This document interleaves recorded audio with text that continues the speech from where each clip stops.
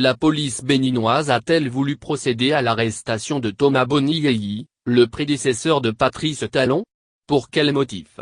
Au lendemain d'un 1er mai particulièrement tendu dans la capitale économique béninoise, les réponses à ces questions se résument à une succession de déclarations dans l'entourage de l'ex-locataire du palais de la Marina. Déclaration très vite démentie par le pouvoir suite à de violents heurts autour de la résidence de l'ex-président. Dans le sillage de l'annonce des premiers résultats des législatives déjà marqués par plusieurs incidents, plusieurs faits ont conduit à cet après-midi de violence. Traces de pneus brûlés, résidus de grenades lacrymogènes et même des douilles de balles en caoutchouc. Kadjoun, un quartier de la capitale économique du Bénin, Cotonou, porte encore les stigmates des violents affrontements du 1er mai. Rumeurs d'arrestation, gaz lacrymogène contre Pierre. Un premier bilan de ces affrontements, livré par la société civile béninoise, fait état de 2 blessés. Il y a eu un blessé à la main, résultat de sa tentative de ramasser une grenade lacrymogène, de la police qui n'avait pas explosé, minimise les autorités béninoises dans une guerre des chiffres. Car ce qui devait être un paisible jour férié s'est transformé en une longue après-midi d'échauffourée violente entre la police et des manifestants. À la suite de l'annonce par son entourage d'une imminente arrestation, la résidence de l'ex-président Thomas Boni Yeyi est assaillie par ses partisans, venus contrer l'important dispositif déployé par la police aux abords immédiats du domicile de leur leader. Il s'agit d'une fake news. Un projet d'arrestation de l'intéressé n'a jamais existé contrairement à ce qui est relayé, a tenté de désamorcer plus tard Saka Alafia, le ministre de l'Intérieur et de la Sécurité publique lors d'un point de presse quelques minutes après le ralliement de la résidence de l'ex-chef de l'État. Rien n'y fait. Aux barricades de fortune érigées avec des monceaux de bois et des pneus usagés, la police réplique en tirant des gaz lacrymogènes et, selon certains témoignages sans doute amplifiés, des balles réelles contre des jets de pierre. La tension est montée d'un cran lorsque des commerces ont été cassés, des banques vandalisées et une station-service proche de la présidence brûlée. La veille, dans la nuit de mardi à mercredi, la CENAC, la commission électorale avait annoncé les résultats provisoires des législatives du 28 avril, des élections contestées dont l'opposition avait été exclue. Rumeur contre rumeur. La période préélectorale avait déjà pris des relents acrimonieux.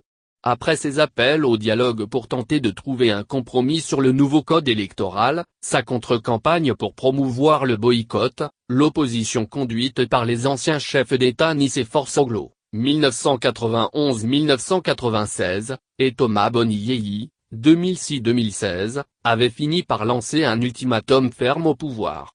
Ils demandaient à leurs successeurs de procéder à l'arrêt d'un scrutin législatif qualifié de coup d'État électoral. En désespoir de cause, les 2 ex-présidents ont fini par appeler à un boycott. Dans les rangs de l'actuel pouvoir, le discours très offensif de l'opposition avait été perçu comme une provocation ou suffisamment ambigu pour constituer une incitation à la violence pendant le scrutin du dimanche 28 avril. Ce jour-là, 286 incidents ont été enregistrés dans tout le pays dont une majorité dans le Nord Bénin, région acquise au président Thomas Boni Yeyi, selon la plateforme d'observation de la société civile. Si l'on ajoute à l'important dispositif sécuritaire à Cotonou ce 1er mai, les appels dans le camp du pouvoir actuel à l'arrestation des 2 hommes, on obtient une succession d'événements qui ont conduit aux violents affrontements de ce mercredi. En réalité, la transe de la rumeur s'était aussi emparée du camp de Patrice Talon. Bien avant le vote, l'on annonçait déjà que des convois de manifestants seraient en partance du nord pour rallier Cotonou. L'objectif selon cette rumeur, était de venir grossir les rangs des manifestations du 1er mai qui seraient utilisées en plateforme de contestation du scrutin. Anticipant l'ampleur de telles manifestations et leur potentiel débordement, le pouvoir aurait déployé cet impressionnant dispositif constitué de chars, de soldats armés et de policiers déployés dans la capitale économique, surtout dans le quartier où tout est parti. Nous avons envoyé des éléments sur le terrain afin de contourner le mouvement qui se préparait. L'aveu de Saka Alafia est suffisant pour conforter cette thèse. Un coup porté à la démocratie béninoise. Pour l'heure, c'est la démocratie béninoise et ses acteurs qui prennent un sérieux coup. Le forcing de Patrice Talon dont l'opposition dénonce une dérive autoritaire dans l'exercice du pouvoir, aura laissé cette dernière sur la touche, ce qui n'était jamais arrivé depuis plus de 30 ans. Dans leur réplique, les opposants aussi n'ont pas été jugés assez républicains. Le modèle démocratique béninois s'effrite à la lumière des chiffres des législatives. Sans bulletin nul, ce sont moins de 23% des 4,9 millions d'électeurs qui ont choisi les 83 députés du Parlement béninois.